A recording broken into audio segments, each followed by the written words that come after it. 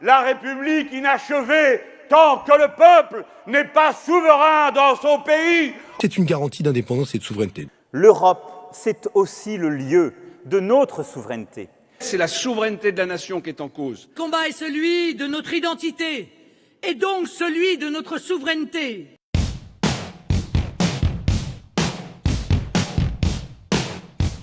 Je voudrais vous entretenir du mot souverainiste et des mots satellites, souverain, souveraineté, etc.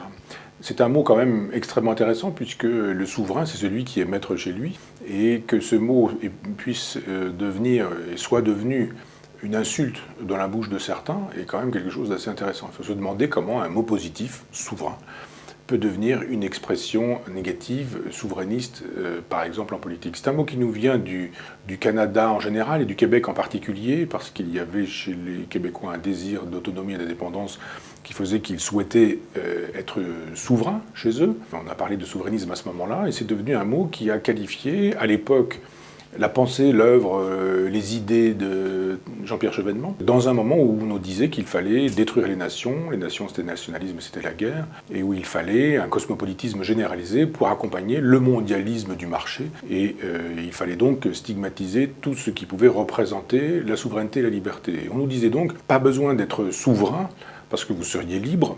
Vous n'avez pas à être libre, il vous faut être soumis. Et la soumission, elle se fait au marché. Et ce qui va obtenir de vous la soumission au marché, c'est une belle mécanique qui s'appelle l'Europe de Maastricht. Donc les Maastrichtiens qui nous ont dit que voter oui à l'Europe de Maastricht, c'était voter oui au bonheur, à la joie, au plaisir, à la fin du chômage, de la misère, de la pauvreté, à l'amitié entre les peuples, à la disparition des guerres, etc. Et qui 25 ans plus tard, après avoir dominé son partage, ont obtenu exactement le contraire, paupérisation, misère, pauvreté, chômage, dumping social, Marine Le Pen à 25% d'intention de vote, des guerres qui ont continué, etc. Tous ces gens qui nous ont présenté la souveraineté comme quelque chose d'insultant sont en train de nous faire la démonstration que ça ne marchait pas, la haine du souverainisme, et que partout sur la planète reviennent les gens qui ont envie d'être souverains, c'est-à-dire de pouvoir décider chez eux, par eux et pour eux. Et je rappelle que la démocratie, c'est le pouvoir du peuple, par le peuple, pour le peuple, et pas forcément le pouvoir sur le peuple par des techniciens ou des technocrates qui en auraient décidé ainsi. Et il est temps donc de faire de souverains et de souverainistes de beaux mots à nouveau.